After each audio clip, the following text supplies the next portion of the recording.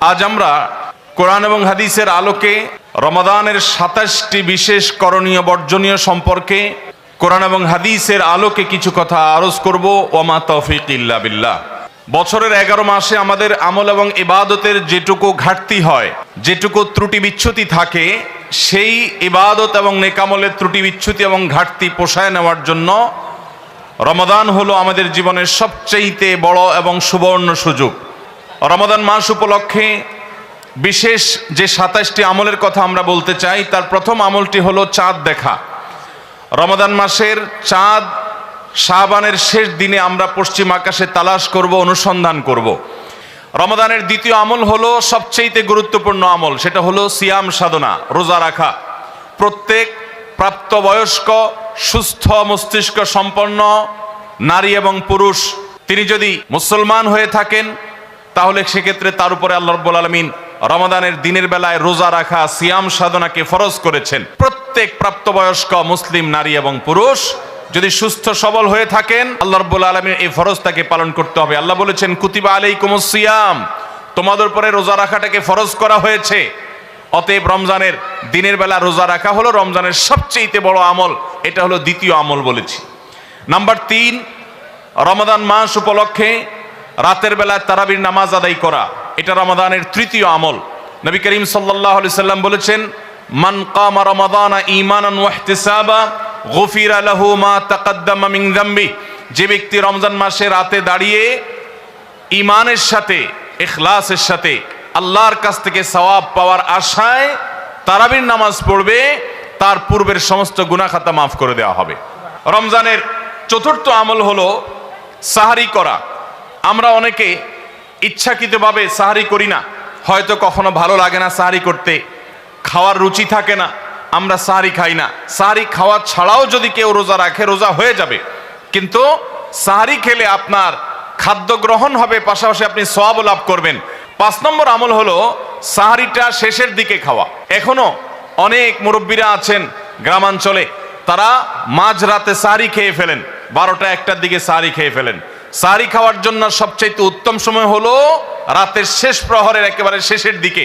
৬ নম্বর আমল হলো রমজান উপলক্ষে ইফতার করা। ইফতার মানে নাস্তা খাওয়া। সারা বছর আমরা দিনের বেলায় শুরুতে নাস্তা খাই, কিন্তু এর কারণে কোনো সওয়াব আমাদের আমল নামায় লেখা হবে এমন কোনো কথা বলা হয় নাই।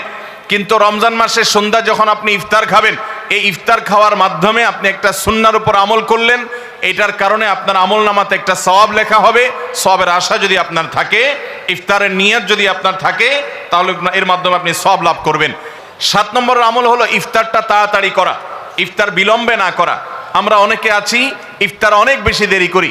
আমরা মনে করি যত দেরি করে ইফতার করা যায় ততই বোধহয় রোজাটা নিশ্চিতভাবে শুদ্ধ হয়, সঠিক হয়। এটা ভুল ধারণা। নবী করিম সাল্লাল্লাহু আলাইহি সাল্লাম বলেছেন, যতদিন পর্যন্ত এই উম্মত মুসলমান জাতি ইফতার দ্রুততার সাথে করবে, অর্থাৎ ওয়াক্ত হওয়ার পর আর বিলম্ব করবে না, ততদিন পর্যন্ত তারা কল্যাণের মধ্যে থাকবে। ৮ নম্বরের রমজানের আমল হলো ইফতারের দোয়া পড়া। ইফতারের দোয়াটা আমরা অনেকে জানিও না, আবার অনেকে জানলেও সেটা কখন পড়তে হয় সেটা জানি না। ইফতারের শুরুতে বিসমিল্লাহ বলে ইফতার শুরু করতে হবে, ইফতার করা শেষ, এরপরে দোয়া পড়তে হবে। আমরা অনেকে ইফতারের আগে দোয়া পড়ি, এই দোয়াটা ইফতার দোয়াটা পড়তে হয় ইফতারের পরে। দোয়াটা হলো যাহাবাজ জামা ওয়াবতাল্লাতিল উরুক ওয়া সাবাতাল আজরু ইনশাআল্লাহ, এটা হলো দোয়া। ৯ নম্বরের আমল হলো ইফতার এবং সাহারি উভয়টাতে খেজুর খাওয়া, এটা সুন্নাহ। খেজুরের মধ্যে প্রচুর খাদ্য শক্তি আছে। আমরা রমজান মাসে যে রোজা রাখি, সারাদিন পানাহার বর্জন করে থাকি, আমরা যদি সাহারিতে খেজুর খাই, আমাদের শরীরে প্রচুর পরিমাণ খাদ্য শক্তি থাকবে। ১০ নম্বরের রমজানের আমল হলো দিনভর বেশি বেশি দোয়া করতে থাকা। ভাইরা আমার, রোজাদার ব্যক্তির দোয়া আল্লাহ রাব্বুল আলামিন ফিরিয়ে দেন না। রোজাদার ব্যক্তি দিনভর আল্লাহর কাছে দোয়া করতে থাকলে সে দোয়া কবুল হয়। নবী করিম সাল্লাল্লাহু আলাইহি সাল্লাম বলেছেন যে কয়েক ব্যক্তির দোয়া ফেরত দেওয়া হয় না, এর ভিতরে একজন হলেন আস-সাইমু হাত্তা ইফতির। রোজাদার ব্যক্তি ইফতার করা পর্যন্ত তার দোয়া কবুল হতে থাকে। আপনি রোজাদার অবস্থায় দোকানে কাজ করছেন, খেতে খামারে কাজ করছেন, আপনি ব্যবসা প্রতিষ্ঠানে কাজ করছেন, আপনি রাস্তায় হাঁটাচলা করছেন, মা বোনরা বাসা বাড়িতে গৃহস্থলী কাজকর্ম করছেন, এই কাজের ফাঁকে ফাঁকে ওযু নাই, অসুবিধা নেই, এই অবস্থায় আপনি দোয়া করতে থাকেন। রোজাদার অবস্থায় দোয়া কবুল হয়। সারাদিন আপনি মনে মনে আপনার চাওয়াগুলো আল্লাহর কাছে নিবেদন করেন, আল্লাহর সাথে আপনি কথা বলতে থাকেন, কারণ দোয়া কবুলের একটা মোক্ষম সময় হলো রমজান মাসে এই রোজা অবস্থায়। 11 নম্বর রমজানের বিশেষ আমল হলো সকল প্রকার পাপাচার বর্জন করা, কারণ রমজানের রোজার উদ্দেশ্যই হলো আমরা যেন পাপাচার বর্জন করতে পারি। 12 নম্বর আমল হলো পাপাচারের মধ্যে আবার বিশেষ করে মিথ্যা কথা, মিথ্যা কাজ, প্রতারণা 2 নম্বরই, এগুলো পরিহার করে চলা। এগুলো অন্য সময় তো পরিহার করতেই হবে, রমজানে আরো বিশেষ গুরুত্বের সাথে পরিহার করতে হবে। বুখারীর হাদিসে আসছে, নবী করিম সাল্লাল্লাহু আলাইহি সাল্লাম বলেছেন, মাল্লাম ইয়াদা কাওলা যুরি ওয়াল আমাল বিহি ফালাইসা লিল্লাহি হাজা আন ইয়াদা তাআমাহু ওয়া শারাবা। যে ব্যক্তি মিথ্যা কথা, মিথ্যা কাজ এগুলো ছাড়লো না, সেই ব্যক্তির উপবাস থাকায় আল্লাহর কোনো ঠেকা পড়ে নাই। অর্থাৎ তার এই রোজা থাকাটা উপোস থাকা ছাড়া কিছুই নয়। 13 নম্বর আমল হলো স্পেশালি ঝগড়াঝাটি থেকে বিরত থাকা। 14 নম্বর বিশেষ আমল হলো সাধারণ যত আমল আছে, সাধারণ যত ভালো কাজ আছে, সেই ভালো কাজগুলো এই মাসে সবচেয়ে বেশি গুরুত্বের সাথে করা। কারণ আপনারা জানেন নবী করিম সাল্লাল্লাহু আলাইহি সাল্লাম বলেছেন, রমজানের শুরুর দিকে আল্লাহর পক্ষ থেকে এক ফেরেশতা ঘোষণা দিতে থাকে, ইয়া বাগিয়াল খায়র আকবিল, তোমাদের মধ্যে কেউ কি কোনো কল্যাণের পথে চলতে চায়, এমন কোন মানুষ আছে যে কল্যাণকামী, যে ভালো কাজ করতে চায়, তাহলে সে যেন অগ্রসর হয়। কারণ ভালো কাজ করার মৌসুম এসেছে, সময় এসেছে, সুবর্ণ সুযোগ এসেছে।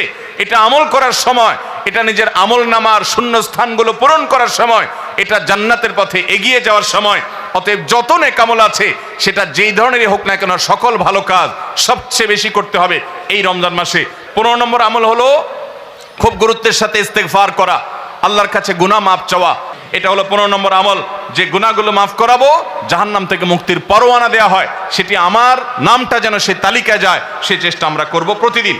16 নম্বর রমজানের বিশেষ আমল হলো রোজাদারকে ইফতার করানো। নবী করিম সাল্লাল্লাহু আলাইহি সাল্লাম বলেছেন, মান ফাত্তারা সাইমান ফালাহু মিথলু আজরিহি মিন গায়রি আন ইউনকাসা মিন আজরিহি শাইআ।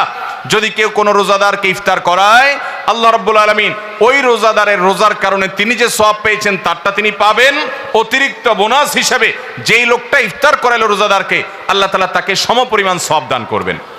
17 নম্বর রমজানের স্পেশাল আমল হলো যে রমজানে বিশেষ গুরুত্বের সাথে কোরআন তেলাওয়াত করা। কারণ রমজান মাসের পরিচয় দিতে গিয়ে আল্লাহ তাআলা কোরআনে বলেছেন, শাহরু রমাদান আল্লাযী উনজিলা ফীহিল কুরআন। রমজান এমন মাস যে মাসে কোরআন নাজিল করা হয়েছে। এই কোরআন দিয়ে রমজানকে আল্লাহ পরিচয় দিয়েছেন। রমজান মাসের মর্যাদাই হয়েছে কোরআনের কারণে। এই জন্য কোরআনের সাথে রমজানে বেশি সময় কাটাতে হবে। কোরআনের হালাকা করবেন, কোরআনের মজলিস করবেন, কোরআন শিক্ষার আসর করবেন, ইমাম সাহেব মুয়াজ্জিন সাহেবকে দিয়ে প্রতিটা মসজিদে মসজিদে মুসল্লিরা কোরআন শুদ্ধ করবেন, বিশুদ্ধ করে তেলাওয়াত করবেন। কোরআন প্রতিদিন একটু একটু করে তেলাওয়াত করবেন। সম্ভব হলে গোটা রমজানে কমপক্ষে একটা বার কোরআন পড়ে শেষ করবেন। 18 নম্বর আমল হলো কোরআন তেলাওয়াত করার আমল। আমরা সবাই জানি, কিন্তু কোরআন রমজান মাসে নবী করিম সাল্লাল্লাহু আলাইহি সাল্লাম শোনাশুনি করতেন, এটা আমরা অনেকে জানি না। জিবরিল আলাইহিস সালামের সাথে নবী করিম সাল্লাল্লাহু আলাইহি সাল্লাম কোরআন শোনাশুনি করতেন। তিনি জিবরিলকে শোনাতেন, জিবরিল তাকে শোনাতেন। এই জন্য রমজান মাসে আপনি কোরআন তেলাওয়াত করে আপনার স্ত্রীকে শোনান, স্ত্রী তেলাওয়াত করবে, আপনি শুনেন, আপনি অন্য কারোর সাথে এভাবে শোনাশুনি করেন। 19 নম্বর আমল হলো সাদাকা করা, দান করা। 20 নম্বর আমল হলো সাহরি খেতে আমরা যখন উঠি তখন একটু তাহাজ্জুদের নামাজ পড়া, একটু দোয়া করা। এই সুযোগটা 11 মাস আমাদের হয় না।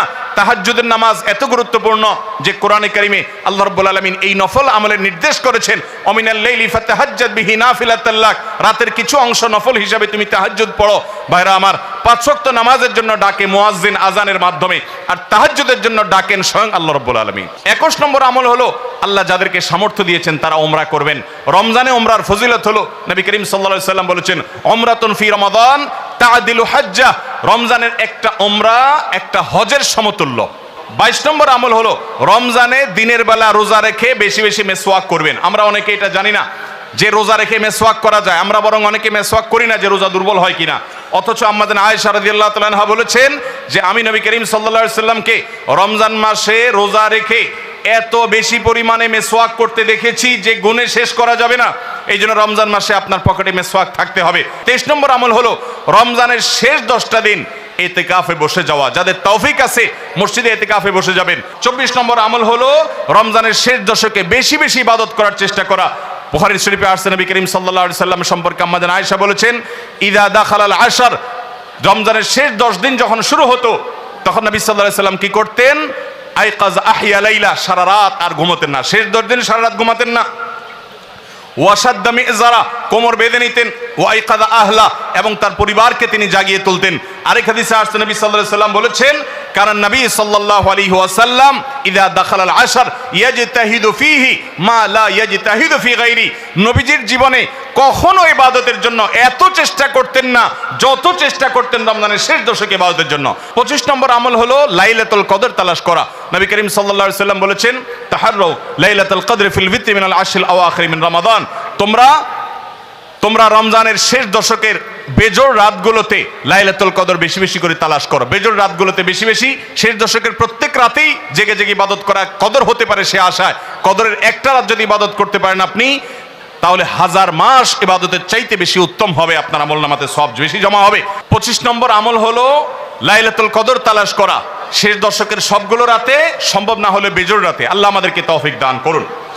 আর 26 নম্বর আমল হলো লাইলাতুল কদর যদি আমরা পেয়ে যাই, মনে হয় যে এটা লাইলাতুল কদর হতে পারে, তাহলে একটা বিশেষ দোয়া পড়া। দোয়াটা হলো আল্লাহুম্মা ইন্নাকা আফুউন তুহিব্বুল আফওয়া ফাআফু আন্নি। হে আল্লাহ, আপনি ক্ষমাশীল, আপনি ক্ষমা করতে ভালোবাসেন, পছন্দ করেন, আপনি আমাকে ক্ষমা করুন। এই দোয়াটা পড়বো তো ইনশাআল্লাহ। 27 নম্বর এবং সর্বশেষ আমল হলো রমজানের শেষে ঈদের চাঁদ দেখা যাওয়ার পর অথবা ঈদের চাঁদ দেখা যাওয়ার একদিন আগেও করা যায় ফিতরা আদায় করা, গরিবদের বাসায় খাদ্য পৌঁছে দেওয়া। এটা কেন করব? নবী করিম সাল্লাল্লাহু আলাইহি ওয়াসাল্লাম বলেছেন, যাকাতুল ফিত্রে তুহরাতান লিস-সাইমি আনিল লাগবি ওয়ার রাফাস ওয়া তু'মাতাল লিল মাসাকিন। ফিতরা এটা হলো দুইটা উদ্দেশ্যে। এক হলো রোজা রেখে আমাদের যে ছোটখাটো ভুল ত্রুটি হয়, অনর্থক কথা হয়ে যায়, এগুলো থেকে রোজাটাকে পরিচ্ছন্ন করার জন্য সদকায়ে ফিতর বা আমরা যে ফিতরা দেই এটা ভূমিকা রাখে, এটা কার্যকর হয়, আমাদের রোজাকে ত্রুটিমুক্ত করে দেয়, রিফাইন করে দেয়। আর দ্বিতীয়ত হলো ঈদের দিন গরিব দুঃখীদের বাসায় খাবারের নিশ্চয়তা এনে দেয়।